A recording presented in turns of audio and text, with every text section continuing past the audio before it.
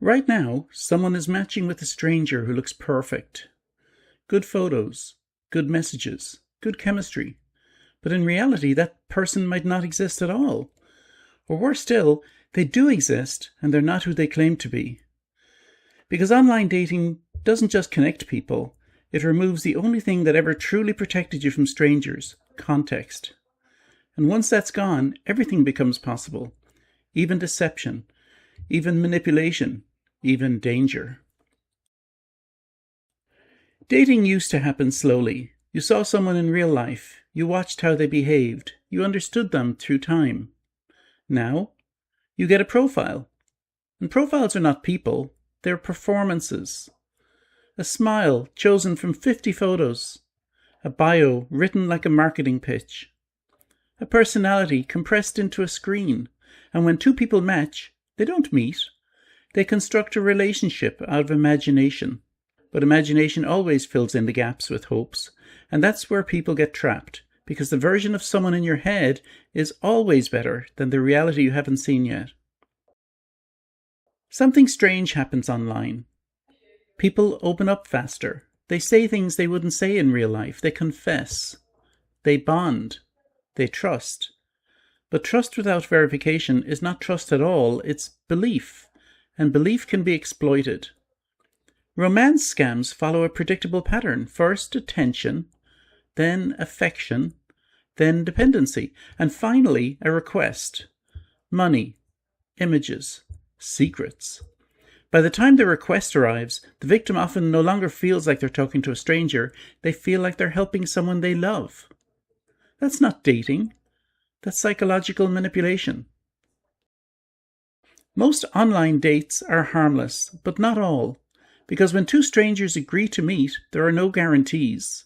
No shared friends, no reputation trail, no real-world accountability, just two people stepping into the same physical space with incomplete information. And in rare cases, that gap becomes deadly. To understand the risk, we don't need speculation. We can look at real cases. Case 1, Grace Milan, New Zealand, 2018. Grace Milan, a British backpacker, met a man through Tinder while travelling in New Zealand. What began as a date ended in her tragic death. Her case became globally known and led to widespread conversations about dating app safety and vulnerability while travelling alone. Case 2, Sydney Loof, United States, 2017. Sydney Loof met someone through Tinder and went on what was supposed to be a normal date. She never returned home. The second case reveals a planned act of violence that shocked the public and highlighted the risk of meeting strangers without safeguards. Case 3, Shayna Grice, United Kingdom, 2016. Shayna Grice reported being stalked by an ex-partner she met through online interactions. Despite repeated warnings, the situation escalated and she was later murdered by the same individual. Her case led to changes in how stalking reports are handled in parts of the UK. These cases are rare, but they are real. Look them up. There's way more detail online and it's worth the read. These cases show how quickly digital introductions can spill into real-world danger when warning signs are missed or ignored. These are not common outcomes, but they are possible outcomes, and possibility is enough to demand attention.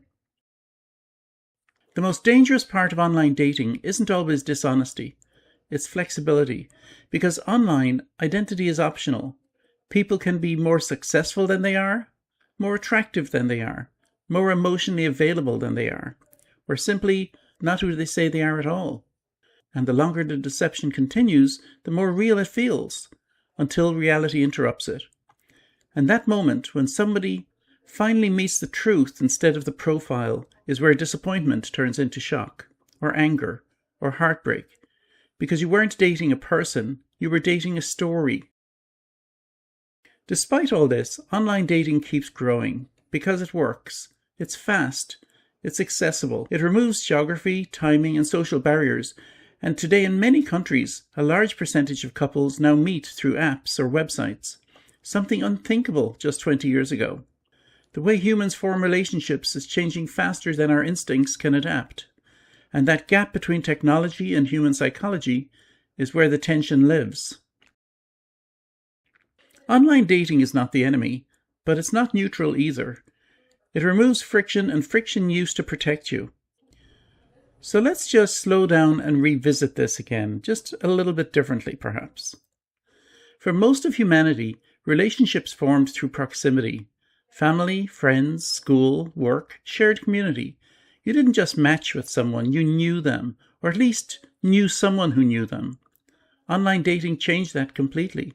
Now, instead of gradual trust built in person, we compress attraction, personality, and judgment into a single swipe.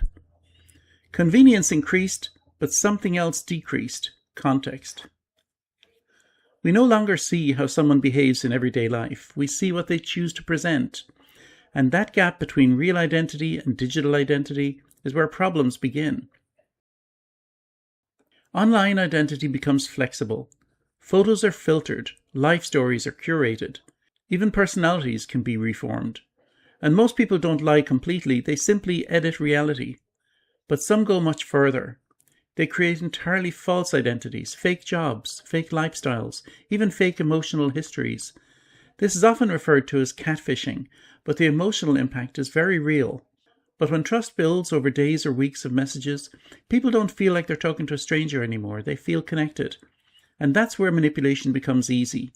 Affection can be weaponized, attention can become leverage, and emotional vulnerability can be exploited. Not all risks are emotional, some are financial.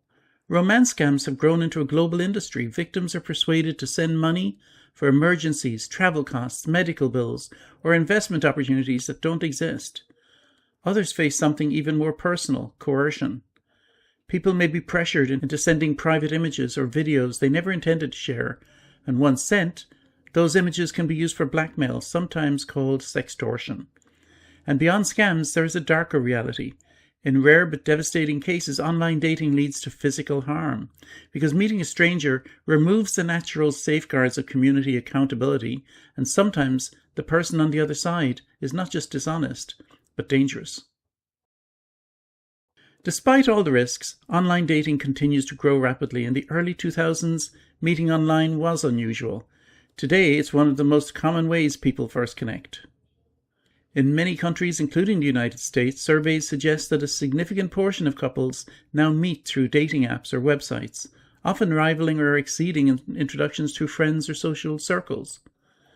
At the same time, traditional meeting spaces, bars, workplaces, community events have become less dominant in forming relationships. The result is a cultural shift. Romance has moved from physical spaces into digital ones, and that shift shows no sign of slowing down. So online dating isn't inherently dangerous, but it requires awareness. A few basic precautions make a significant difference. Never move too quickly into trust. Be cautious with anyone who avoids video calls or in-person verification. Don't send money under emotional pressure ever. Avoid sharing intimate images that could be used against you later. And when meeting someone for the first time, always choose a public place and let someone you trust know where you're going. Most importantly, pay attention to inconsistency. People who are real tend to be consistent over time. People who are not often are not. Because in the end, the goal isn't just to match with someone. It's to make sure that who you meet is who they say they are. If you like this video, please hit subscribe. And thanks again for watching.